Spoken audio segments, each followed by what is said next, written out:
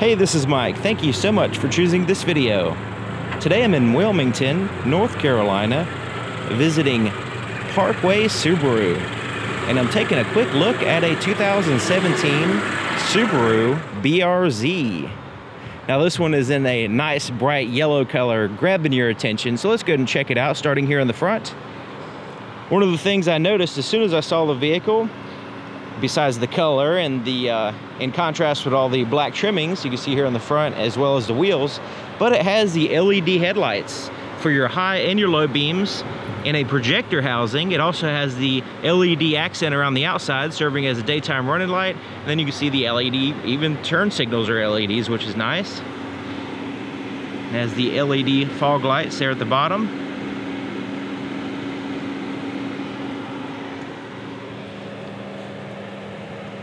Really like that, some people call it a spoiler or a splitter. In this case, it's probably just for design purposes. But right here in the front, this little portion sticking out just kind of makes it look pretty cool here in the front.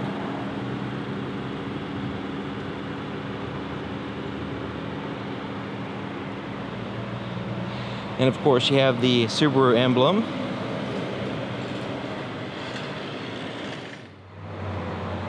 Let's take a look at the wheels. 17-inch alloy wheels painted black. And check it out, it has the red calipers, Brembo brake system with four-wheel disc brakes and ventilated disc brakes on all four wheels.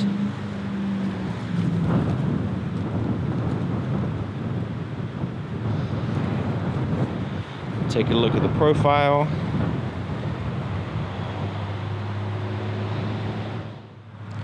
Has the shark fin antenna on the very top in a gloss black, which is nice, kind of makes it stand out. And then you have the deck lid spoiler that's kind of raised a little bit.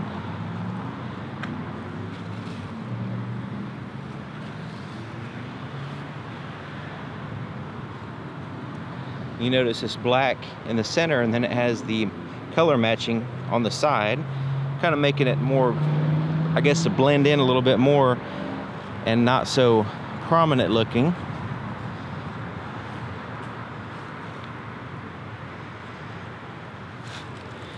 Has the dual exhaust tips.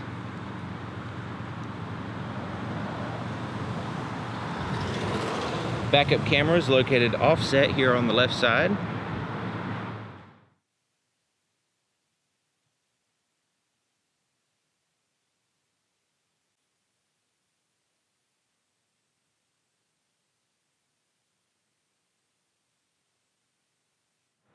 You'll notice it has the LED taillights in the back as well. A lot of LED lighting in this vehicle, which is nice. All right, so let's take a look under the hood. But before we do that, I'm just going to pan in front of the window sticker in case you want to use the pause button to get some information off of it. This is where you'll probably want to maximize the video as big as possible if you haven't already.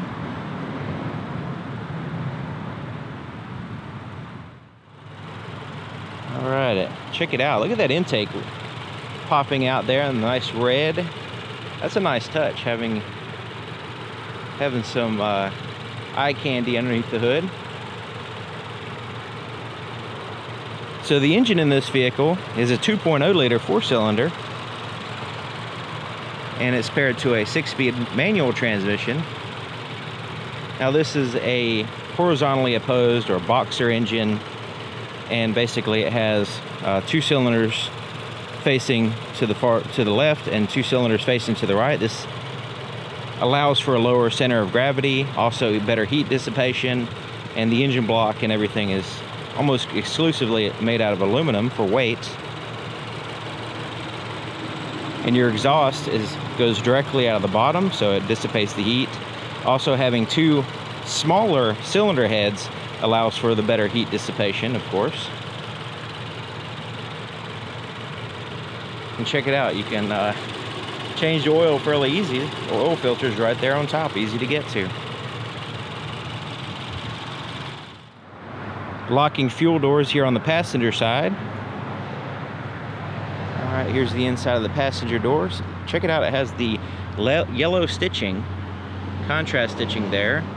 It also has soft to the touch surfaces here and up in here. And you have the yellow handles. When you have yellow as your contrast color, it really stands out on the inside, and then you have your main color on the exterior of the vehicle, yellow. Really looks pretty neat.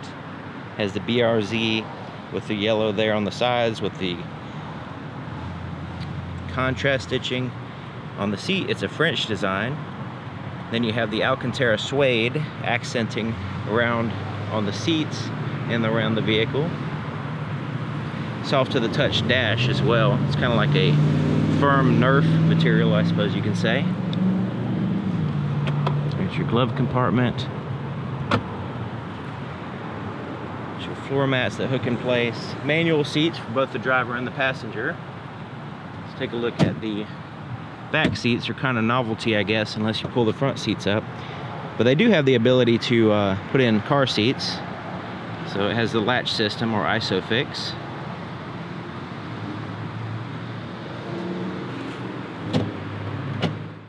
Driver's side doors, just like the other side, except for it has a few more buttons for your power windows for both sides. Both of them are automatic. So one touch, which is nice. One touch up and down. Now the driver's seat's manually adjusted as well, but it does have the ability to raise and lower the seat using this lever. This is what the key looks like. It's a proximity key system, and basically you can keep this in your pocket. You don't have to take it out. You can enter the vehicle. It unlocks. You just using the handle. As long as you have the key with you, you can get in, use the vehicle, and not have to take it out of your pocket or your bag. So there's the unlock, there's the lock, and there's the ability to open up the trunk, and it has a panic button and a physical key on the inside. Okay, so let's look here on the inside, sitting in the driver's seat. Now I'm a pretty good sized guy, 6 feet tall, and just kind of show you what the leg and knee room looks like. I really like the footrest there. It has a good angle. And I can almost put my legs completely straight out, not quite, but I was surprised at the roominess for the size of the vehicle. The seats hug your body quite well. They do have some very significant bolsters, as you can see, but it's not too intrusive. I mean, not in my case, I guess. It's not overly intrusive. It does, you know, you can feel the bolsters, but they're not like causing a problem or anything. Okay, so let's start here on the steering wheel. It's a leather wrapped and stitched steering wheel with that same yellow stitching there. Nice. Soft to the touch as well. And this steering wheel is a little bit softer than the average steering wheel. Your volume for your radio and all that stuff's here. Ability to answer your phone. You can change your audio source here as well. On the right side, there's little buttons, and your voice. These buttons correspond with the screen, which I'll get into, but this is your voice recognition. There's your windshield wiper controls on the right side. Your turn signal switch is here, as well as your headlight controls. It does have automatic as well, and your fog light control here. You have the ability to open up your trunk, and your dimmer switch is on the left side. Alright, so looking at the gauges, most striking to me, look at this speedometer. It goes up to 160 miles an hour, but look at the position of the needle. So basically normal driving going 0 to 60 or whatever, the needle's just going to be just kind of in the bottom, always aiming down almost all the time. Unless you're going over 100, really, the needle's never going to really, you know, go in up position. I think that's pretty interesting. Most vehicles have a different orientation. So there's your RPMs, and your fuel gauge has a digital speedometer here as well. But check it out, right in here has a little information screen. Right now I have it set to this little torque and power meter, so watch it as I rev the engine. Now it has a pre-planned route to just give you a general idea of the you know, the torque and everything on the vehicle as you accelerate depending on the RPM range. But using these buttons here, I can kind of scroll through and get some more information. So I'm going to kind of basically scroll to the left, so you can see this is part of a menu system here. So let's start with this first folder, and this is your information where you have your temperatures and pressures and battery voltage, that kind of stuff. Scrolling down, average fuel economy, different things like that. And scrolling to the right, that's where you get the graph, and then you can have a lap timer, stopwatch. You also have a G-force meter, and then it scrolls back to that torque and power. And then there's some settings that you can go in and adjust if you want to. And then stored messages will show up here. And now you notice it has the outside temperature and how many miles the vehicle has at the bottom. But I like this little meter right there. Okay. Then you have some contrast stitching. French design up here as well. Alright. So, camera is showing, there we go, a little bit of a glare from the camera, but you can see it with your eyes quite well, but the camera picks up this glare on the screen sometimes. Okay, so your volume has a pretty traditional volume knob, and that should please some folks. Then it has the CD player, which is please some folks, I guess. And then you have this home button. It has a really simple layout. You just have these options here, audio, phone, and your apps and settings, so it's easy to get into the different screens here. Once you pair your phone, you have access to all that stuff. Then you have apps that you can go into, and then of course your settings. See what that looks like. Turn through the stations as well, so you're pretty traditional volume and turn through the station knobs there, the two double knob that everybody's accustomed to apparently. Alright, so you have a separate digital clock. Now this is handy because your eyes don't have to look on the screen in a particular spot with all the other stuff going on there. It has its own separate place, and also it's easy to set with the buttons right there beside it. Four-way flashers are here. And then you have your climate control for your driver and your passenger. You can set the temperature separately, and you can adjust where you want the fan to blow by pushing that button, and then your fan speed by going up and down like that.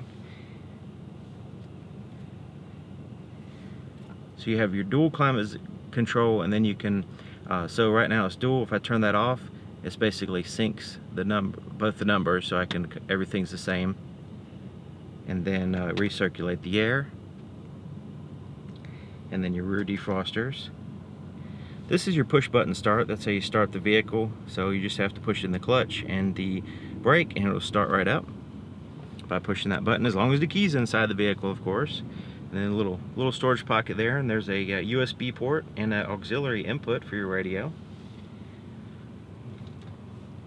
So here's your shifter, and let's go ahead and push in the clutch. Now the way the gears are, you push it to the left, up, that's first, second, third, fourth, fifth, and sixth. So in order to put it in reverse, you know, some of them have it all the way to the right and down, but that's sixth gear in this particular vehicle. So reverse is all the way over into up, okay? And you might be thinking, well, that's first gear. Well, if you pull this portion up, this little portion right here, it releases and allows the shifter to go all the way over to that position. So without lifting it up, it only goes here. Lifting it up, it goes all the way over here. So that way you don't accidentally put it in reverse as you're driving. So you have to intentionally pull this up and move it all the way there. So it's really easy to know whether you're going in reverse or not. You're not going to accidentally go into reverse without lifting that up. And then there's your backup camera, kind of pops up there, and has the guidelines as well. It's quite offset, so you have to consider that. Now that's where the guidelines come in to kind of help you, show you where the center portion of the vehicle is.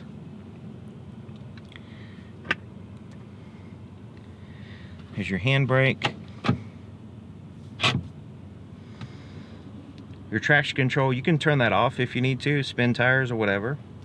And then you have your, so you can basically make it to where, see, when you turn traction control off, it still has your stability control. You can make it to where it's basically everything's off and you can do donuts or whatever by pushing that button. So this is for like off-road, I guess, track use and stuff. Alright, so here's your heated seat controls. You have low and high for your driver and your passenger. There's a center storage pocket. and no real armrest here. I guess you can put your arms here on the side. This little cup holder is removable, and you can kind of move it around in this particular area, or you can just take it out completely if you want, and you can have this larger storage area. Alright, so we have a manual day and night mode for our rear view mirror. Interior lights can be turned on with this little switch. You can put it in the center position to where it will, as you open up the door, it'll turn on your interior lights, or you can turn that off if you want to. There's your visor with a mirror and light, which is nice. Taking a look out at the visibility here. Nice big window, and then you have the side windows there. It does have a significant pillar in the back, but you know, just like any car, you have to get used to the blind spot areas as you're driving.